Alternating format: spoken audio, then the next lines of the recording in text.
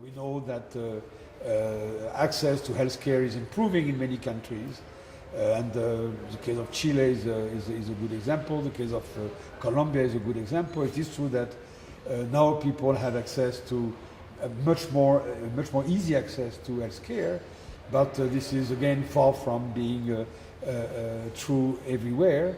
And even though they have access to some healthcare, it is not clear that it is all what they need. So again, as for education, there is a lot to be done in this area. And the other area is to make sure that people can access the credit market if they need to. For a very long time, and still in many countries today, if you don't have a level of income which is above some threshold, you will not be able to access a bank. And without a bank account, you will not have access to a credit. And because of that, we know that something like 60%, in some countries, 60% of the people do not have access to modern financial services.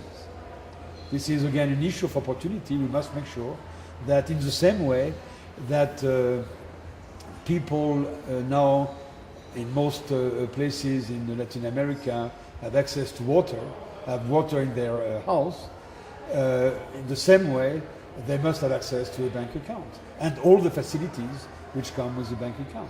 So these are areas where there is a huge possibility of intervention by governments, and the progress in terms of inequality will not be seen immediately. It is something which will happen in the long run. And this is the reason why it is maybe difficult for politicians to get into that.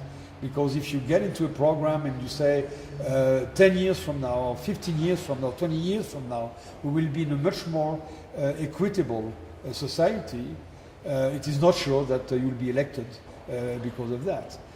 You might be elected for a completely different thing. So this is, I think, a problem, because in order to fight the high level of inequality in Latin America, this is what has to be done.